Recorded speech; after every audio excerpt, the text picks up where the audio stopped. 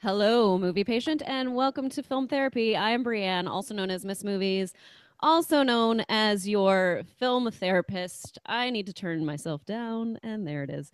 I'm not a real therapist, but I play one on the internet just for this show. And as always, I have a patient on every session. And my patient for this session is Nick Scarpino. Hello. Hello, how are How you are doing you? today? I am well as always. How about yourself? You doing okay? I'm doing good. I wanted to know what the mug says because, This is a Sony Santa Monica Studios mug that I okay. believe someone stole from there because they don't sell these. So I don't know where we got this. It just is one of those things that just appears when you have the office. Like as much as I tried to have some sort of uniformity in this office, these always just things like this just creep in. I'm at the Kind of Okay. Funny Studios Okay. right now. Got Yeah. it. So So let me just say what this show is all about, and then we'll get into a little bit about you before we start the questions. But this is a storytelling sensational. show where I ask the patient three questions. What is a movie that inspires you? What is a film or a scene from a film that triggers a memory for you? Perhaps it's painful or it could be happy. And what is a film that helps you through difficult times? So I started this show because I suffer from depression, and I find that movies are a way to help me cope with that. And I just want people to know out there, if you're having an emergency right now, please call your doctor, go to the hospital, call 911, get the help that you need right now. But before we start the show, Nick, I Yes. do want the audience to know who you are. I'm sure they all know because people in the chat that I'm seeing right now are all people that I recognize from Kind of Funny. But in case there are people that are not from Kind of Funny, who are you? What are you Ah, all about? Well, I am part of a group of people called Kind of Funny. You can see all of our content, all our amazing content at youtube.com/kind of funny or youtube.com/kind of funny games if you would rather watch more video game centric content. But yeah, me and Greg Miller and Colin Moriarty and Tim Geddes, we used to work at IGN together. And we had a lot of fun there, and then we decided, hey, we don't want to work at IGN anymore, but want to keep the fun going. So we decided to form our own company. And through the amazing support of our community, we've been able to get an office, hire an employee. Actually, now we have two people, counting our very new community manager, Joey Noel, who I'm not looking at the comments, but she may very well be in the comments right now. She She's will. I'll amazing. let you know. I'll let you know. Cool. I see that Um, Amy's here. oh, hi. Hey, Amy. Um, what's up, Amy Gels? So yeah, I mean, we've been over the last couple of years just making podcasts and YouTube videos and reacts videos, basically anything you could ever want based around nerd culture and video games, and just having a ball. And I can honestly say we've built arguably the best online community anyone's ever seen. Okay, so that's about your company and you're part of it, but what about you? What about me? I have been a new media producer for about 15 years now. I started in the trade doing just videos for whoever I can get my hands on. So like industrials, wedding videos, things like that. And I taught myself how to edit, taught myself how to film, screwed up a lot of jobs, got sued a couple times, which was fun. Um, by fun, I mean terrible. And then I was fortunate enough to have a friend that worked at GameSpy, and he noticed there was a position open at IGN for a producer.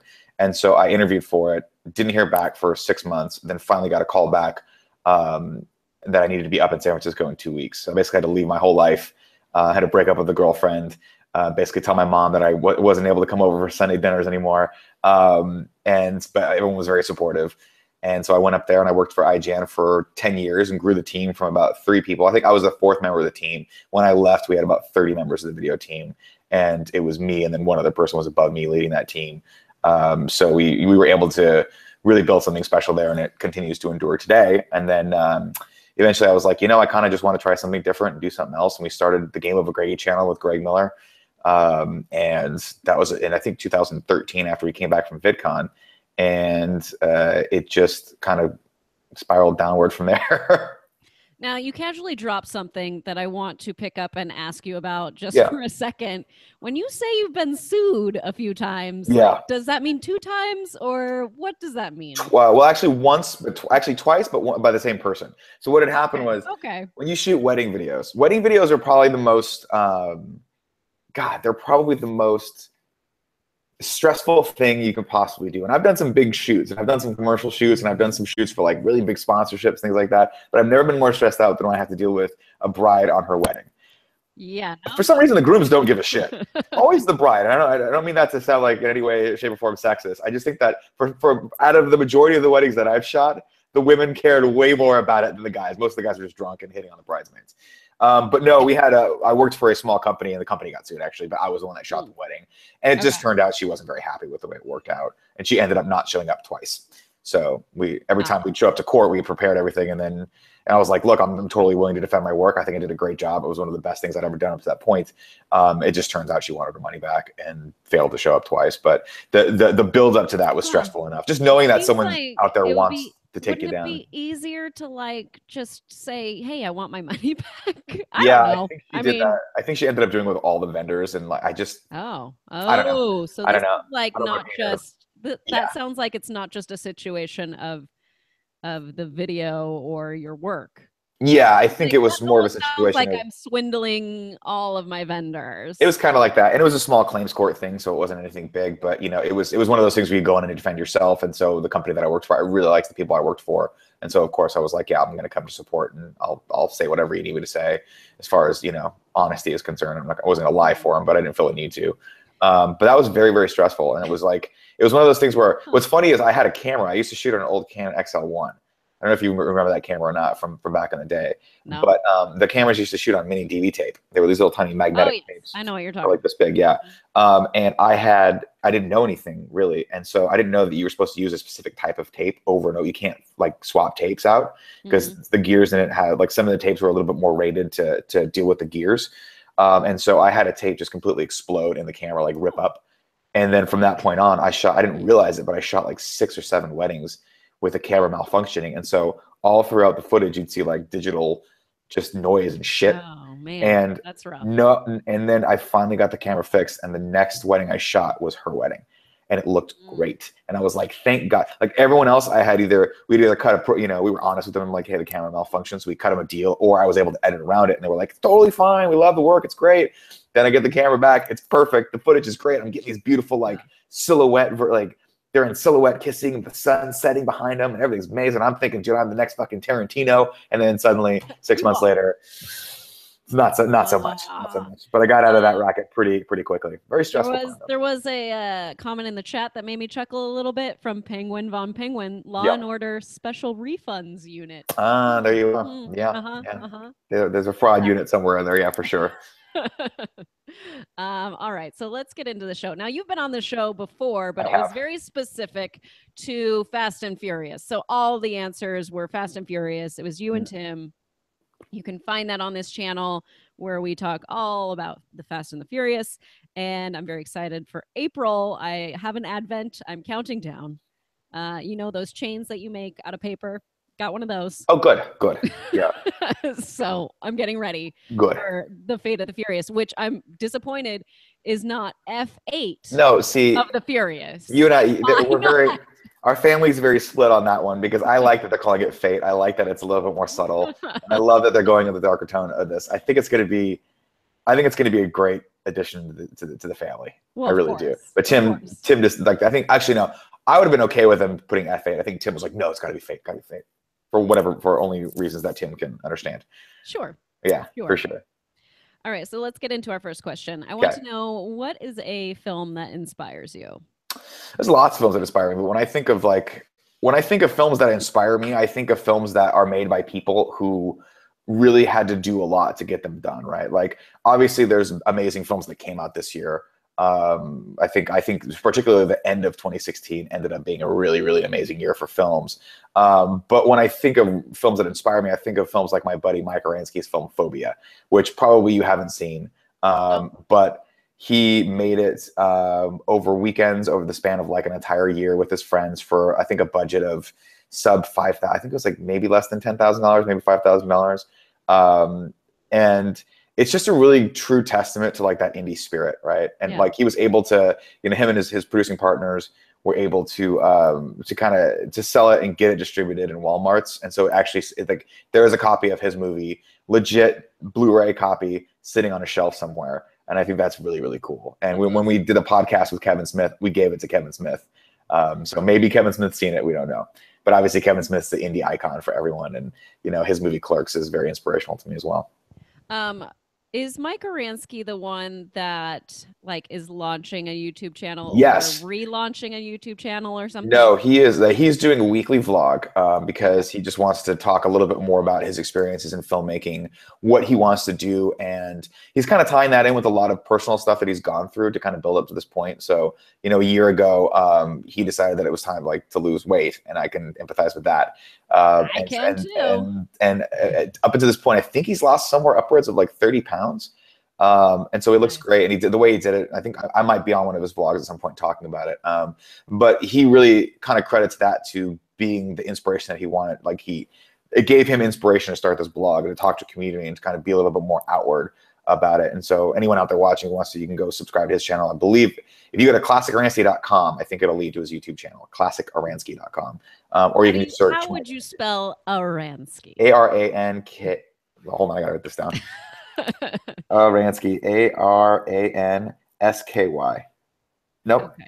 No, no. Yeah, Aransky. So classicaransky.com. Let me just double check that that works. So you could probably sound it out, is what you're saying. It's spelled like it sounds. Yes, it's spelled like it sounds. Oops, sorry.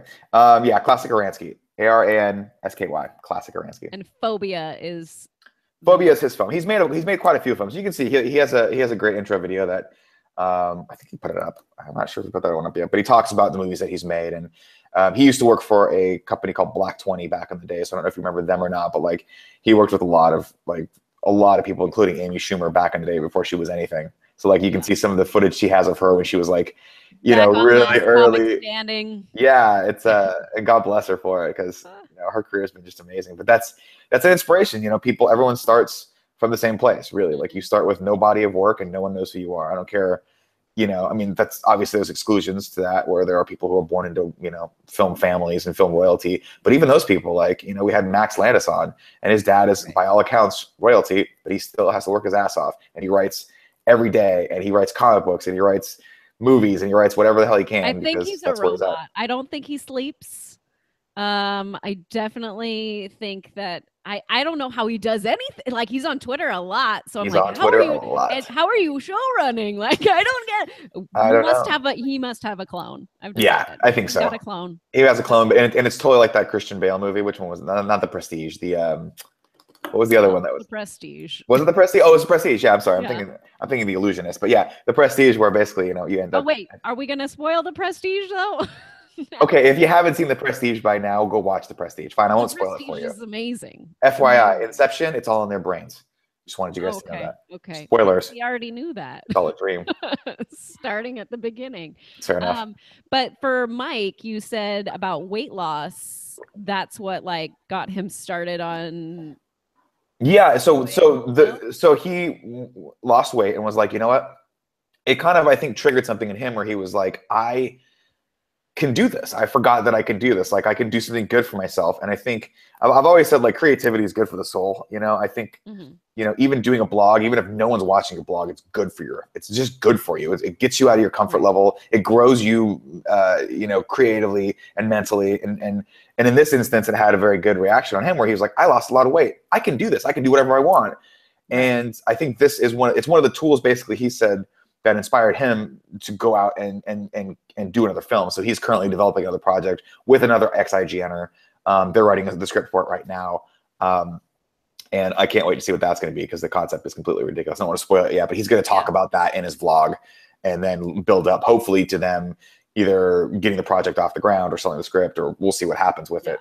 But the thing is, and this is what I told him, he was like, should I start this blog? And I'm like, absolutely, because even if nothing like happens, you're still moving forward, you're still growing, you're still letting people know who you are and getting the word out about your work. And that's the single most important thing any creator can do, especially if you're starting online.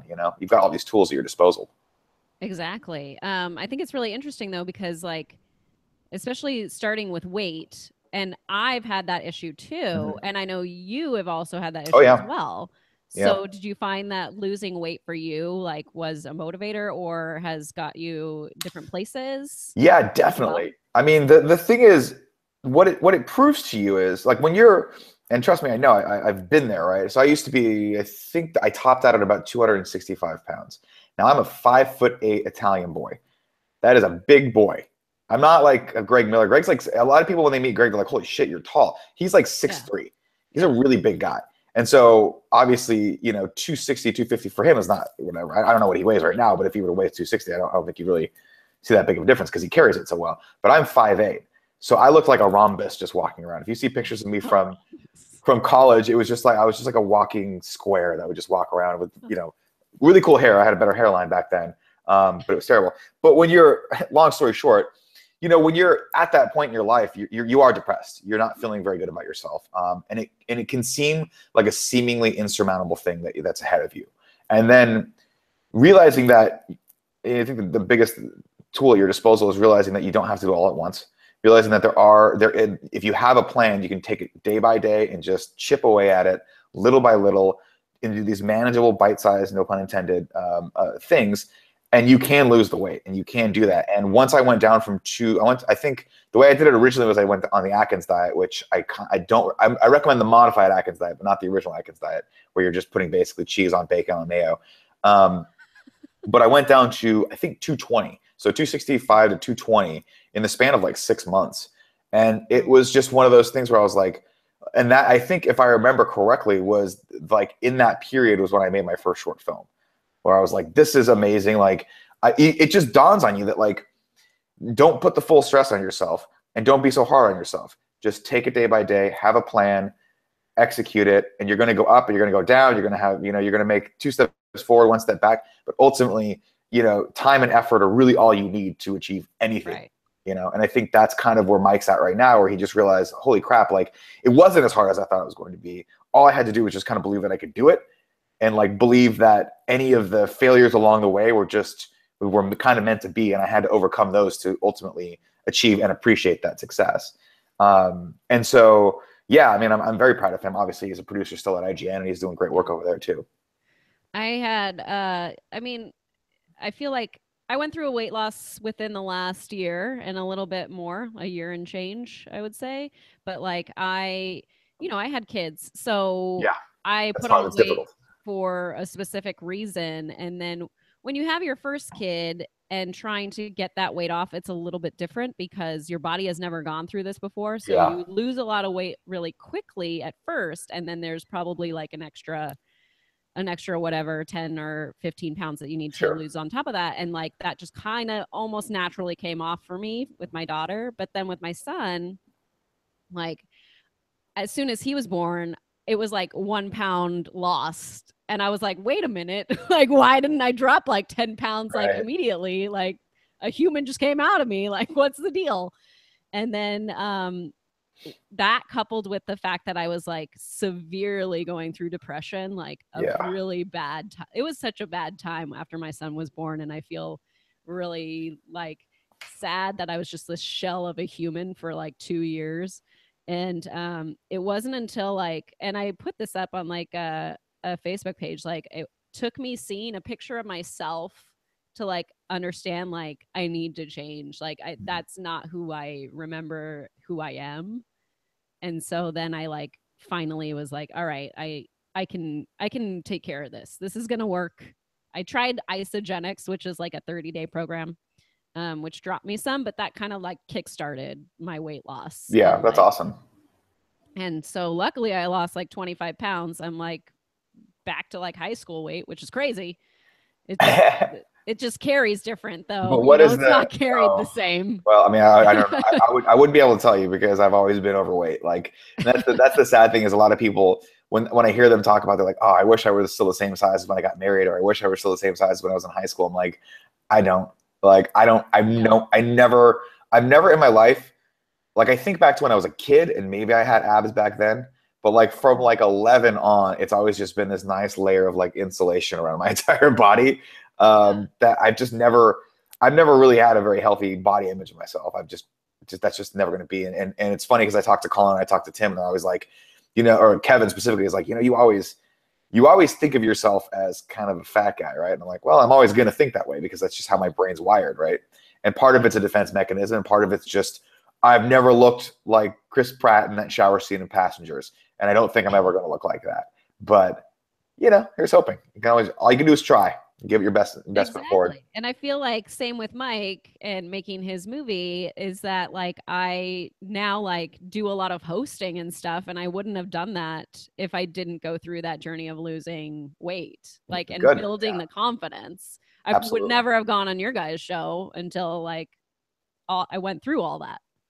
I had a metamorphosis. I became this beautiful butterfly. Well, yeah, but I mean, and it sounds silly to say because a lot of people will tell you like, you know, you don't have to do that to have confidence, right? And you shouldn't feel like you have to do it to have confidence. And I agree to a certain degree. Yes. But at the same time, you start looking at what confidence is. Confidence is just kind of having that experience to back up the skills you know you kind of already have, right? And sometimes you have to go out there and get that experience for yourself, and that's okay. It's okay to feel insecure and say, shit, I'm not sure if I believe in myself yet. But it's not okay to lament on that. You have to just go take action and go do something. Go do anything. It doesn't matter. Just as long as you're doing something to work positively toward whatever that goal is, you know? Right. For me, it was weight loss, and now it's film.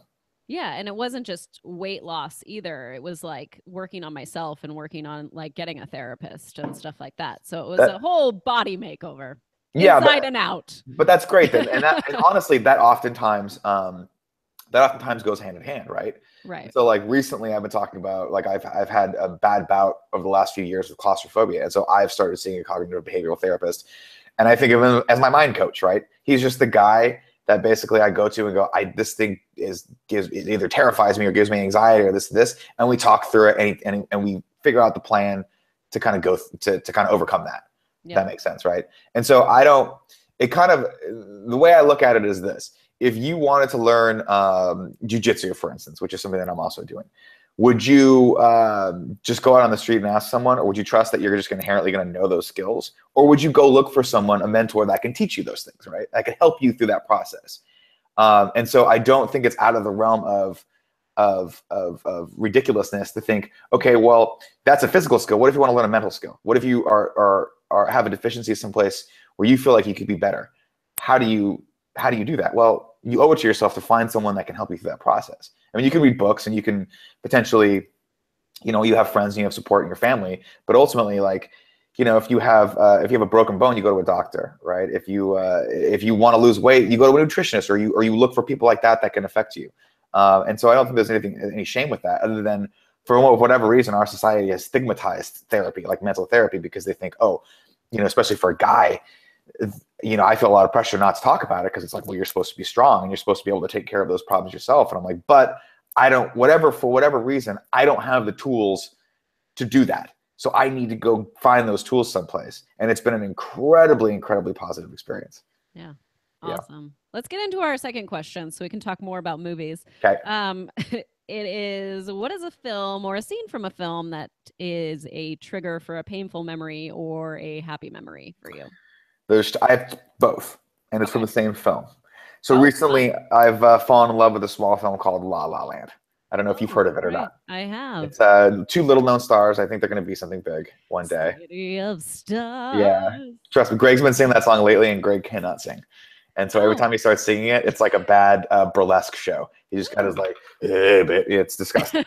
But there's two great scenes in that I thought were really well done. There's the scene where she's late to the movies and he's sitting there waiting in the theater. Like he's kind of looking at his watch and he goes and finally gives up and goes and sits in the theater. And then finally she shows up and she walks right on stage and the projection hits her.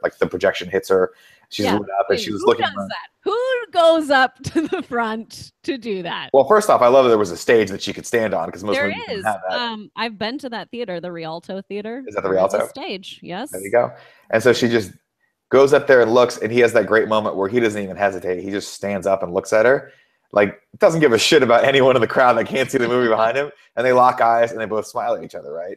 Mm-hmm. And that reminded me of the first time I saw my wife. Like that was actually like the same feeling of when I locked eyes with my wife for the first time. I had no idea who this brunette was, no idea what it was going to be, and she just smiled at me, and I smiled at her, and that kind of was the same feeling. And then consequently, same movie.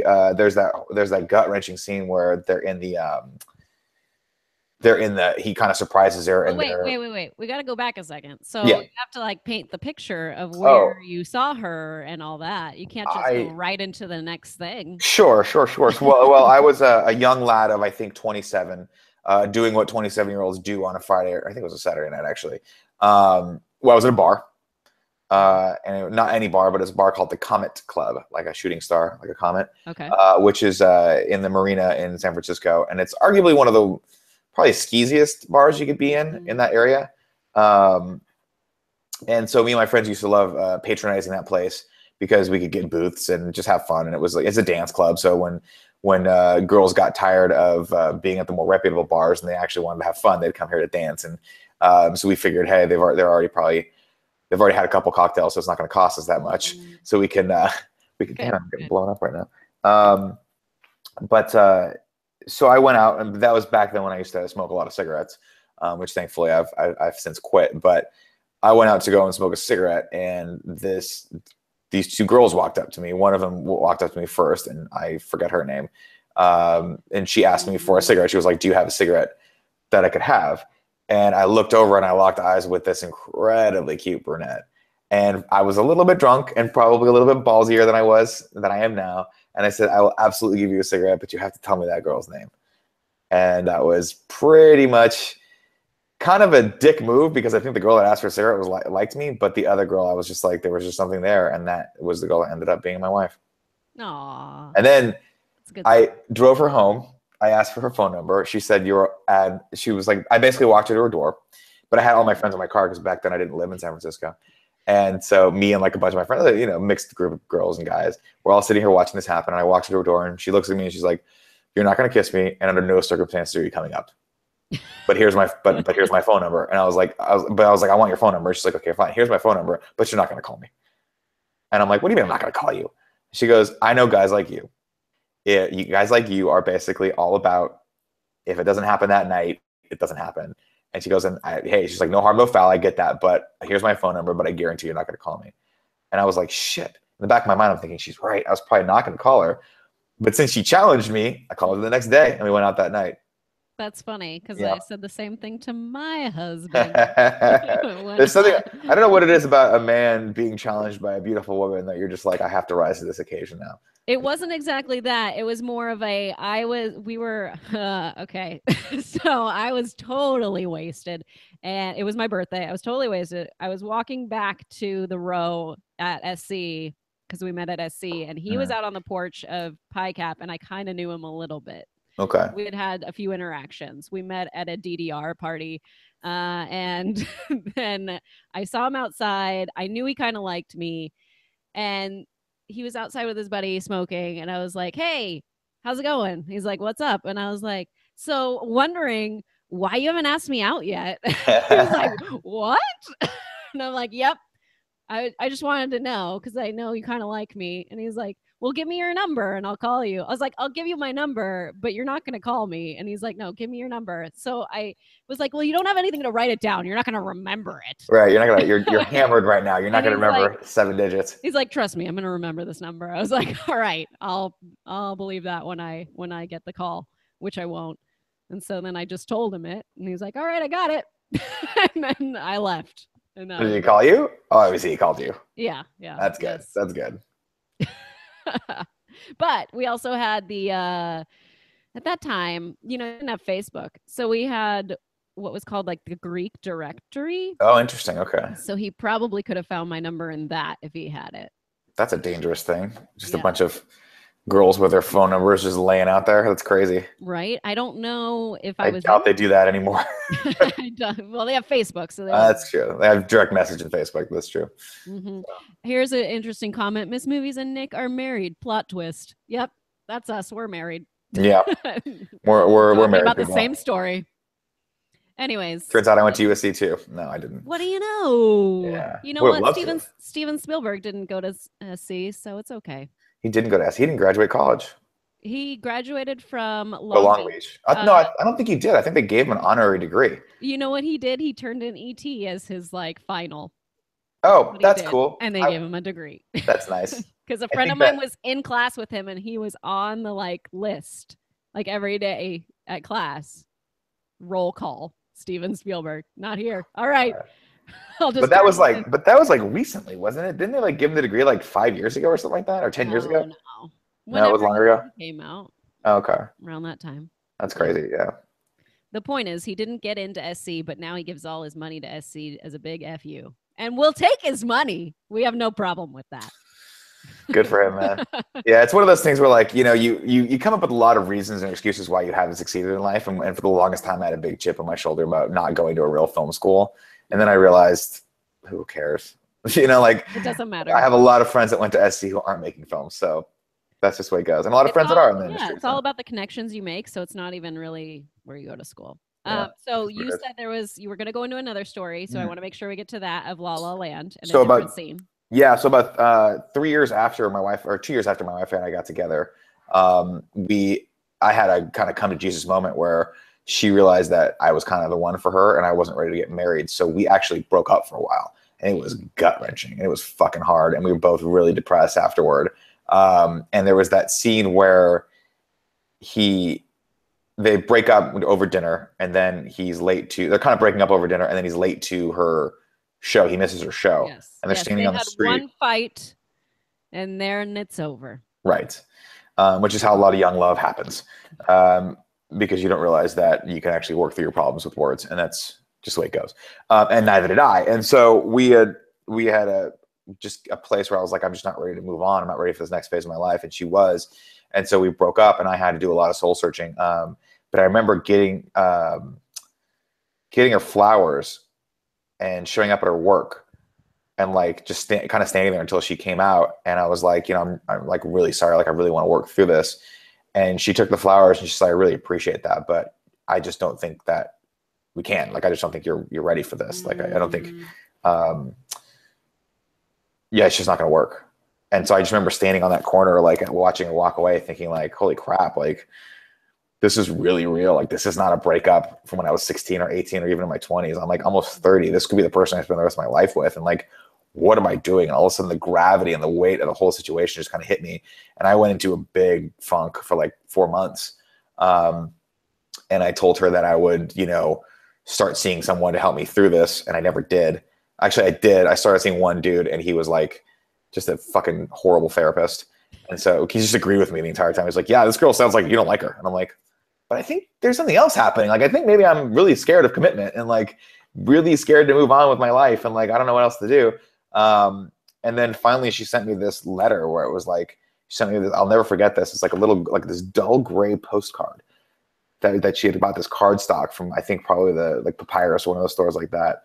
And was like, look, it's been 4 months since we last saw each other. You told me you were going to do some work on your own and try to figure this out. And I respect that for you. Like maybe you are, maybe you're not, but I just want you to know, like at this point I have to move on. And I was like, that was it. I was like, fuck. And I didn't even call her. I just like, I did call her, called her the second I opened it up and I said, I'm coming over. And she was like, I really don't want you to. And I'm like, I'm coming over. That's just the way it goes. And I went over and it was a really, really fucking weird night where we just talked and laughed and cried a lot. And like, I was like, look, I tried to do this on my own, but for whatever reason, this is not working. And I was like, we need to, if you want to see someone and talk to someone, we need to do that together. Like, I need you to help me through this process. And I think it would be benefit for it. And we found this great person and we started talking. And then I just one day I was like, fuck, I'm ready. And I bought her the biggest ring that I could afford. Like almost went into debt for it. And I threw that bad boy on her finger and was like, marry me. And she said, yes. How long after the point of that discussion, like we're going to have to do this together? Probably about 6 months before we were like really back together.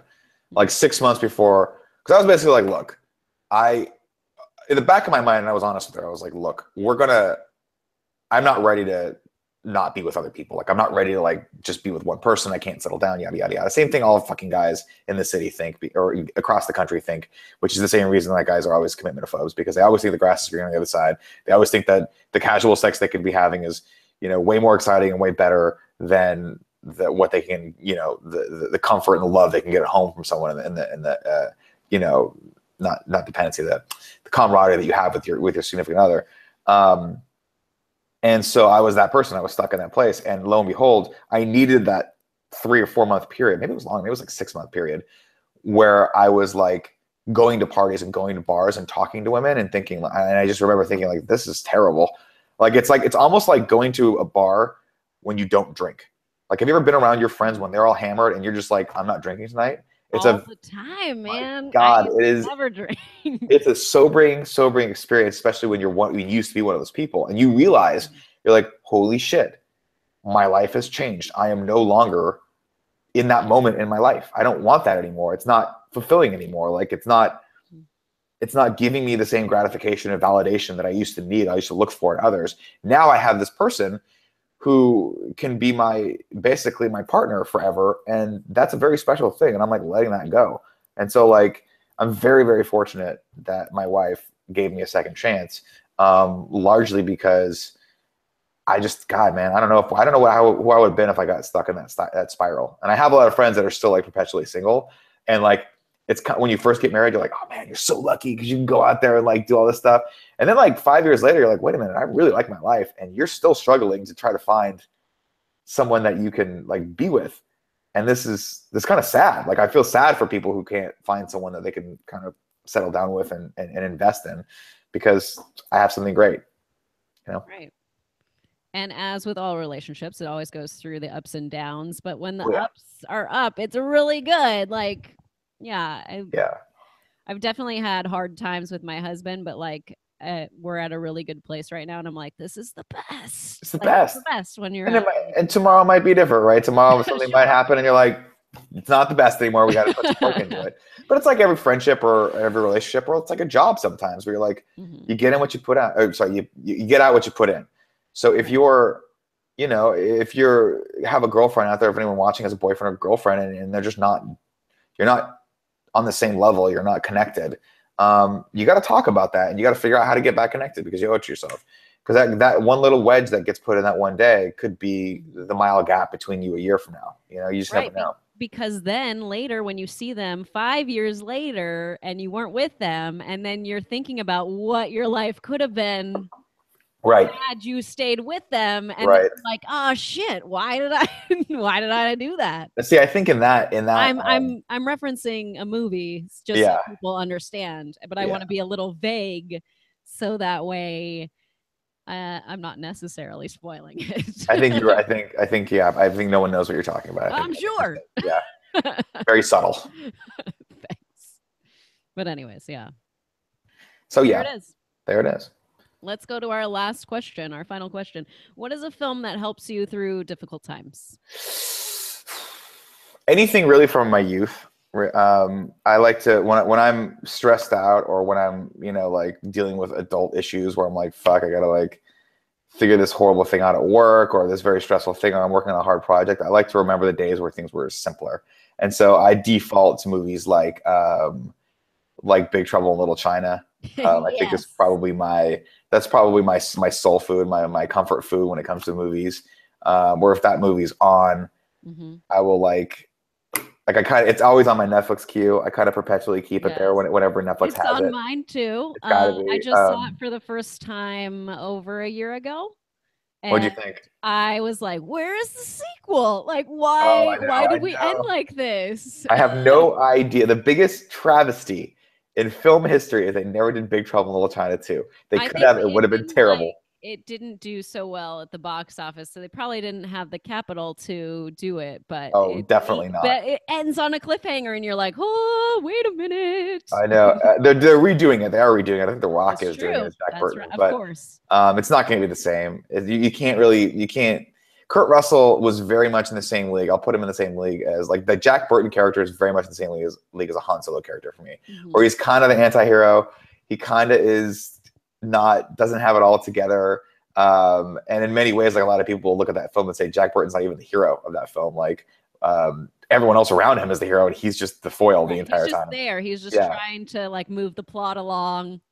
Yeah, but what I absolutely love about Big Trouble in Little China though is that you're right, it didn't do well. It was kind of a disaster in cinemas. It kind of opened and people didn't get it. Like the reviewers didn't understand it. They didn't understand how to cut a trailer for it. Like they just couldn't market that film. And then years later, it becomes this cult classic that everybody loves. And I think that's really kind of like that's inspiring to me as well. Of saying like just because you're not understood now doesn't mean you won't be understood one day. It doesn't mean that your work won't be like looked upon fondly one day. And so like for a lot of people, myself included, who, you know, I'm turning 37 in a couple of days. Oh, I'm turning 37 tomorrow. Oh, tomorrow, 37. You know, I still have a lot of goals and aspirations in life for making films and for doing bigger and bigger projects. And we're all actively working toward that. But, you know, how many times have you heard someone say like, oh, if I don't make a film by the time I'm 30, like I'll consider myself a failure. And the fact of the matter is you're a failure if you just never do the thing that you want to do. That's just the way it goes. Ed Boon does say that Raiden from Mortal Kombat is inspired from Big Trouble in Little China, which Oh yeah, totally makes sense. absolutely, because he looks exactly the same. Exactly. Yeah, I love Big Trouble in Little China. A friend of mine dressed up as the Pork Chop Express one time, so I really appreciate that. But yeah, good choice. Good choice. Thank you. I will let you get going. So, thank you so much. My pleasure. Thank you again for having me on the show. Always fun. Being on the show. Where can Thanks the everyone in the other chat. patients in the waiting room find you? You can find me on Twitter at Nick_Scarpino, or if you want to just see pictures of me, you can find me on Instagram at Nick_Scarpino. And I'm on the morning show, the Kind of Funny morning show now. I think I'm doing Mondays and Thursdays, maybe Mondays and Fridays. So you can find that at twitch.tv/kindoffunnygames at 11 o'clock Pacific time. And then, of course, I'm all over kindoffunny.com. So if you go to kindoffunny.com or you go to youtube.com/kindoffunny, you can see all of our podcasts and stuff there, where I grace all of those videos with my presence. That's right, you do. And now the morning show also is being posted to YouTube. It is. So if you don't feel like getting up at 11 o'clock, or if you have a real life, or if you just actually care about your job, and you don't want to watch Twitch during your job for an hour and a half, you can catch that later. It's usually posted by about 2 or 3 p.m. in the afternoon. So you can sit down to dinner if you're on the East Coast or West Coast rather, and you can watch the morning show at dinner. Very good. And you guys can find me on Twitter at Miss Movies. I also have a ton of things that I'm on. Hot Pepper Gaming, you can check me out on. Let's see. I don't know what else. You're on an episode of our podcast, The Game Over Greggy Show, as well? I'm there. I am also doing something with Screen Junkies next week. Like I've been to like 6 different shows this month. And what are you doing with Screen Junkies? I can't end my show right now. You're going to have to talk first. So definitely follow her on Twitter if you don't already. You probably do because you're watching the show. But if you don't, you should follow her on Twitter. And you should check out the episode of the Game Over Greggy Show that she's on our channel, youtube.com/kindoffunny, because it was fun. Thank you. All right. Thanks everyone for joining us. We'll see you next time. Bye. Bye. Bye. Bye. Bye. Bye. Bye. Bye.